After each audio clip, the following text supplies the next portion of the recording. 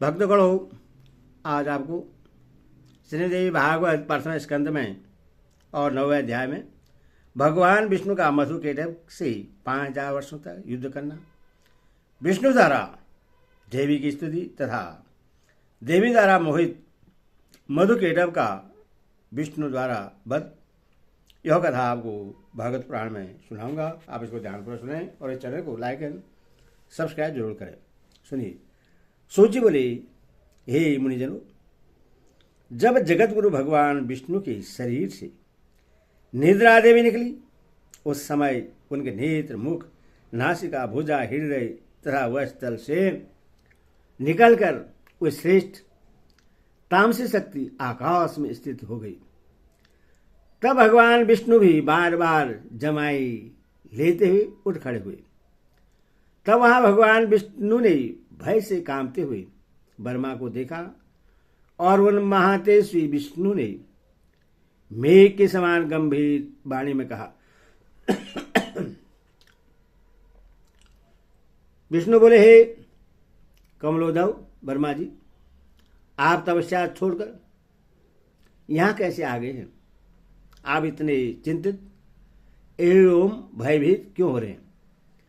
ब्रह्मा जी बोले, हे देव, आपके कानों की मैल से 2 महादानव पैदा हो गए हैं, जो महाभयंकर एवं महाबली हैं, जिनका नाम मधु और केटव है। उन्हीं दोनों के भय से मैं आपके पास आया हूं। हे जगतपति, हे वासुदेव, आप मुझ भयभीत तथा विमूढ़ की रक्षा कीजिए। विष्णु बोले, ब्रह्मन, अब आप निर्भय हो जाइए, उनकी मृत्यु निकट है, इसीलिए वे यहां युद्ध करने के लिए आएंगे और मैं उन दोनों दैत्यों का वध करूंगा। सूर्य बोले, इस प्रकार भगवान विष्णु ब्रह्मा से कह ही रहे थे कि वे दोनों मत वाले महाबली दैत्य ब्रह्मा जी को ढूंढते हुए वहां आ पहुंचे। हे श्रेष्ठ मुनियों, वे दैत्य उस महासागर के जल में बिना किसी अवलंब के निश्चित होकर खड़े थे। उन अहंकारी राक्षसों ने ब्रह्मा जी से कहा, तुम भागकर इनके पास क्यों आए? अब तुम युद्ध करो। इनके देखते देखते ही हम लोग तुम्हें मार डालेंगे। तत्पश्चात से सैया पर सोने वाले इस पुरुष को भी मार डालेंगे। इसलिए तुम हम दोनों भाइयों से या तो युद्ध करो अथवा यह कह दो कि मैं तुम्हारा सेवक हूं। सूर्य बोले, उन दैत्यों का वचन सुनकर भगवान विष्णु ने कहा, अरे दानवेंद्रो, तुम दोनों मेरे साथ ऐसे युद्ध करो। मैं तुम दोनों दैत्यों का घमंड चूर चूर कर डालूंगा। हे महाभागो, तुम दोनों की लड़ने की इच्छा है तो अपने को महायोद्धा समझ रहे हो तो आ जाओ। सूर्य बोले, भगवान का यह वचन सुनते ही उन दैत्यों के नेत्र क्रोध से लाल हो गए और जल में खड़े निराधार वे दोनों भयंकर दानव युद्ध करने को तैयार हो गए। इनमें मधु केटव कुपित होकर विष्णु से युद्ध करने के लिए शीघ्र ही चल पड़ा और केटव वहीं खड़ा रहा। 2 मत वाले वीरों के समान मधु और विष्णु में बाहुयुद्ध होने लगा। जब मधु थक गया तब केटव उनसे लड़ने लगा। इस प्रकार कर्मश और कुपित एवं मदांत दोनों दैत्य परम प्रतापी भगवान विष्णु के साथ बारी बारी से भायुद्ध करते रहे। उस समय वहां उस युद्ध के इष्टा ब्रह्मा और आकाश में स्थित आदिशक्ति देवी थी। बहुत दिनों तक युद्ध करते करते भी वे दैत्य नहीं थके। तब भगवान विष्णु को ग्लानि होने लगी। इस प्रकार जब युद्ध करते हुए 5000 वर्ष बीत गए, तब भगवान विष्णु उन दैत्यों की मृत्यु का उपाय सोचने लगे। उनके विचार में आया कि मैंने 5000 वर्ष तक इनके साथ युद्ध किया, किंतु ये भयानक दानव थके नहीं और मैं थक गया। यह बड़ी आश्चर्य की बात है। मेरा वह पराक्रम और बल कहाँ चला गया? ये दोनों मुझसे लड़ते हुए भी स्वस्थ हैं। इसका कारण क्या है? अब मुझे अच्छी तरह विचार करना चाहिए। इस प्रकार चिंता में पड़े हुए विष्णु को देखकर ये दोनों मत वाले दैत्य अत्यंत हर्षित हुए और मेघ के समान गंभीर वाणी में बोले, हे विष्णु, यदि तुम में अब बल न हो अथवा युद्ध में थक गए हो तो सिर पर हाथ जोड़कर कह दो कि मैं तुम दोनों का सेवक हूं, अथवा यदि सामर्थ्य हो तो हे महामती, आओ हमारे साथ युद्ध करो। आज हम लोग तुम्हें मारकर इस 4 मुख वाले पुरुष ब्रह्मा को भी मार डालेंगे। सूर्य जी बोले, उस महासागर में उपस्थित महामना विष्णु ने उनके वचन सुनकर सामनीति के अनुसार मधुर शब्दों में कहा।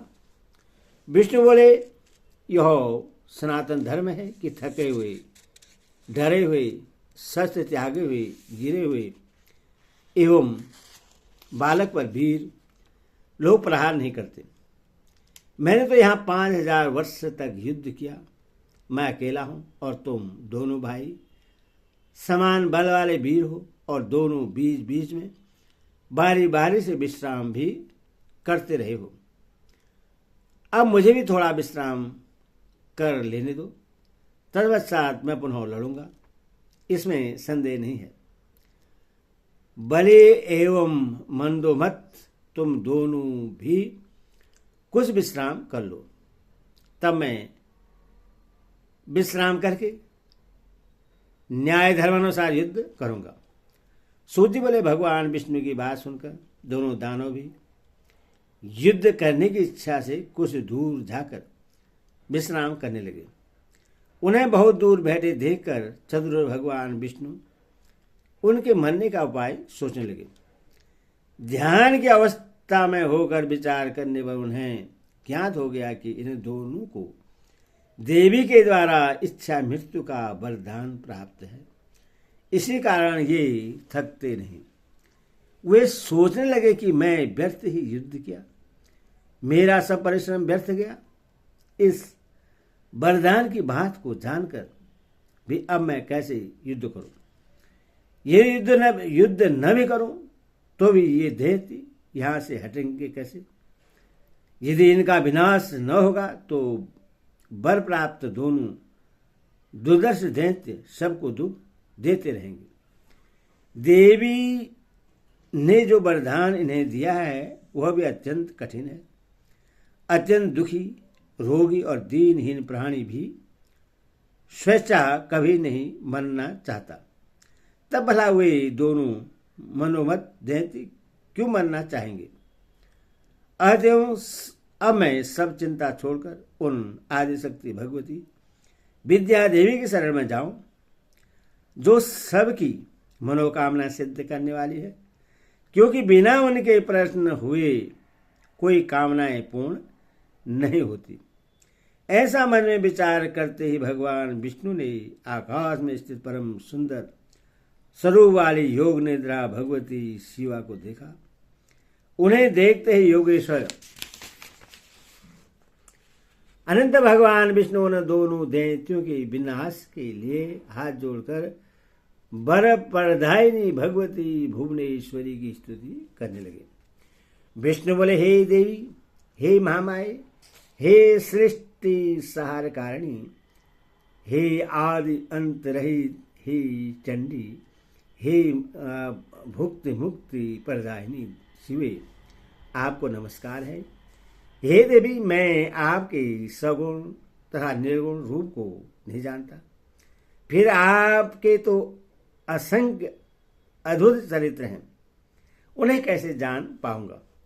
मैंने आपके अत्यंत दुर्घट प्रभाव को आज जाना है, जबकि मैं आपके द्वारा प्रेरित योग निद्रा में विलीन होकर अचेत हो गया था।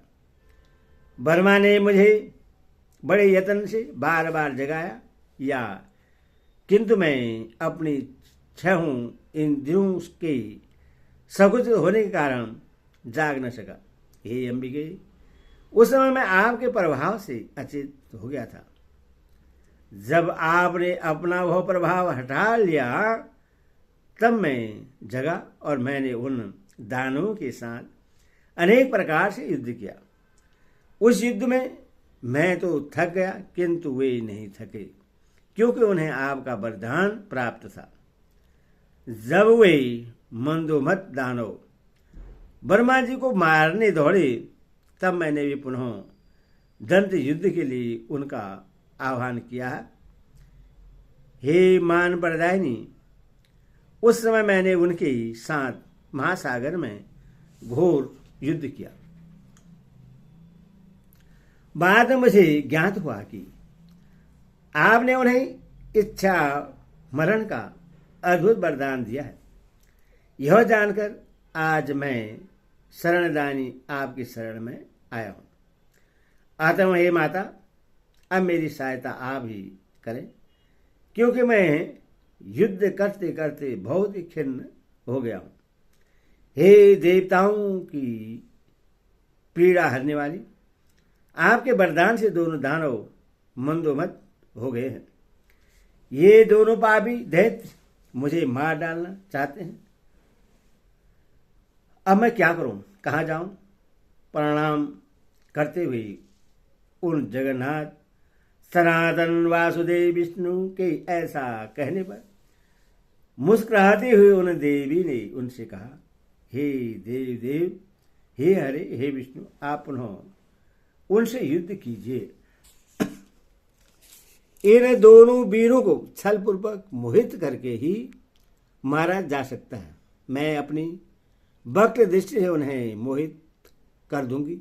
हे नारायण, अपनी माया से जब मैं इन्हें मोहित कर दूंगी तब आप शीघ्र ही इन दोनों का वध कर डालिएगा। सूर्य बोले, देवी के प्रीतिरहस्यपूर्ण वचनों को सुनकर भगवान विष्णु उस सागर में युद्ध स्थल में आकर खड़े हो गए। तब विष्णु को आते देख वे दोनों युद्ध के अभिलाषी महाबली दैत्य भी वहां आ डटे। भगवान विष्णु को अपने सामने देखकर वे बड़े प्रसन्न हुए और कहने लगे, हे महाकाम, हे चतुर्भुज, ठहरो ठहरो। हार और जीत को पालबंद के अधीन समझकर अब तो हमारे साथ युद्ध करो। बलवान व्यक्ति विजय प्राप्त करता है, किंतु कभी कभी भाग्यवश दुर्बल व्यक्ति भी जीत जाता है। आप जैसे महापुरुष को जय या पराजय में हर्ष या शोक कभी नहीं करना चाहिए। आपने दानव शत्रु होकर पूर्व काल में बहुत से दैत्यों को अनेक बार हराया है, परंतु इस समय तो हम दोनों के साथ लड़ते हुए आप पराजित हो गए। सूर्य बोले, ऐसा कहकर वे दोनों महाबाहु दैत्य युद्ध करने को तत्पर हो गए। तब वहां अवसर देकर जो ही विचित्र कर्मा विष्णु ने उन दोनों पर मुष्टि से प्रहार किया, तो ही उन दोनों बलोन्मत्त दैत्यों ने भी विष्णु पर मुष्टि प्रहार किया। इस प्रकार उनमें परस्पर महाभयंकर युद्ध होने लगा। उन दोनों महाबलशाली दानवों को युद्धरत देखकर नारायण श्री हरि ने दीन दृष्टि से भगवती की ओर देखा। सूर्य बोले, विष्णु की ऐसी करुणाजनक दीन दशा देखकर अरुण नेत्र वाली भगवती उन दोनों दैत्यों की ओर देखकर हंसने लगी और उन्होंने दूसरे काम बाणों के समान मंद मुस्कान युक्त तथा प्रेम भाव से भरे अपने कटासों से उन पर प्रहार किया। इस प्रकार देवी के कटास को देखकर वे पापी मधु और केटव अत्यंत मोहित हो गए। वे कामांध दानव अपने ऊपर भगवती की विशेष अनुकंपा जानकर कामबाण से अत्यंत पीड़ित होने लगे और अपूर्व शोभाशालिनी भगवती को देखते हुए वे वहां खड़े हो गए। भगवान विष्णु भी देवी के उस प्रयत्न को समझ गए। दोनों कामी दानों को देवी की माया से विमोहित जानकर सौकार्य साधक भगवान विष्णु ने वहां मेघ के समान गंभीर एवं मधुर वचनों के द्वारा उन दोनों का उपहास करते हुए कहा, हे वीरो, तुम्हारी जो इच्छा हो वर मांगो। तुम दोनों के युद्ध से मैं अत्यंत हर्षित हूं, अतः मैं तुम्हें मनोभिलक्षित वर दूंगा। यदि भी पूर्व काल में भी मेरे द्वारा अनेक दानव युद्ध करते हुए देखे गए हैं, किंतु तुम दोनों भाइयों के समान मैंने किसी को देखा सुना नहीं।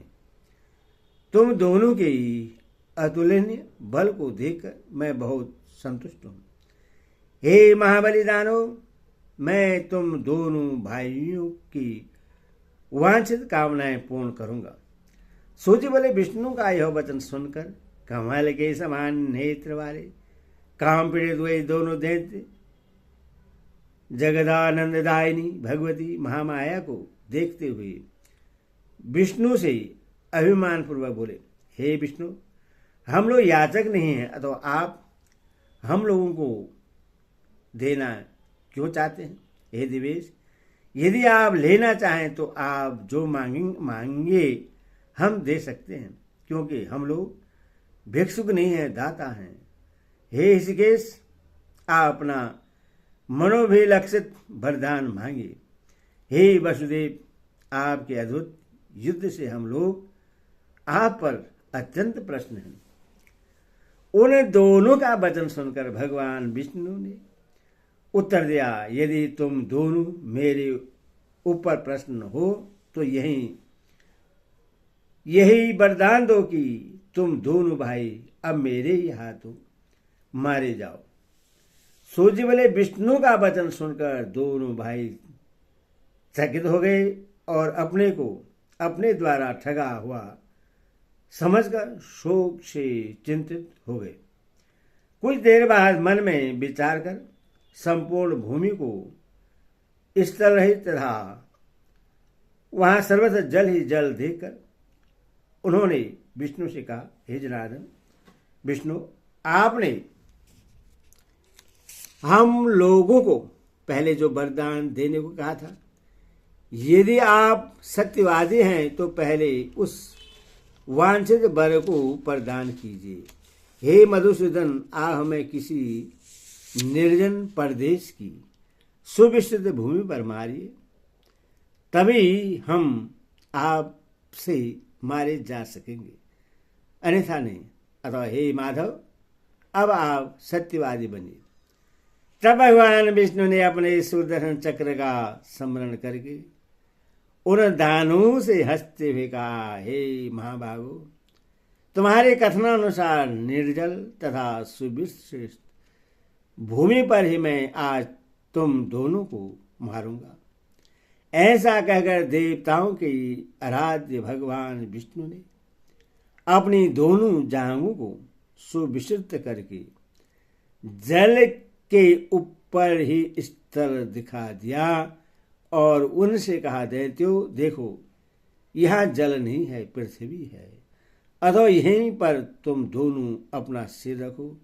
ऐसा करने से ही आज हम और तुम दोनों सत्यवादी सिद्ध होंगे। उस समय विष्णु का तथ्यपूर्ण वचन सुनकर तथा अपने मन में विचार करके उन दोनों दैत्यों ने अपना शरीर बढ़ाकर हजारों योजन लंबा चौड़ा कर दिया। तब भगवान विष्णु ने भी अपनी दोनों जांघों को बढ़ाकर उससे भी द्विगुणित कर दिया। यह देखकर वे दोनों दैत्य बड़े विस्मय में पड़ गए, परंतु अपनी बात सत्य प्रमाणित करने के लिए उन्होंने अपने मस्तक उस अत्यंत अद्भुत जंगे पर रख दिए। उसी समय प्रतापी भगवान विष्णु ने अपने सुदर्शन चक्र से जंगे पर स्थित उनके विशाल सिरों को वेगपूर्वक धड़ से अलग कर दिया। जब दोनों दैत्य मधु कीटक मर गए तब उन्हीं की मेद चर्बी से संपूर्ण सागर पट गया। हे मनुष्यों, तभी से पृथ्वी का नाम मेदिनी पड़ गया और इसीलिए मृत्तिका भी अभक्ष्य मानी जाने लगी। आप लोगों ने जो प्रश्न किया है उसका ठीक ठीक उत्तर मैंने दे दिया। बुद्धिमान मनुष्य को चाहिए कि वे महामाया महाविद्या की सर्वदा उपासना करते रहें, क्योंकि वे पराशक्ति ही समस्त देव दानों द्वारा आराध्य है। उनसे बढ़कर कोई दूसरा देवता तीनों लोगों में नहीं है। यह बात सर्वदा सत्य है एवं वेदों तथा शास्त्रों का निष्कर्ष है कि सगुण अथवा निर्गुण रूप में सर्वदा एवं पराशक्ति का ही पूजन करते रहना चाहिए। हृदय श्रेयं देवी भागवती महापुराणे षष्ठ दशाष्टान सहितानम प्रथम स्कंदे हरि कीर्त मधुकेटौ भौ वर्णम नाम नवो अध्यायो। हरि ओम। कृष्ण दुर्गे माता की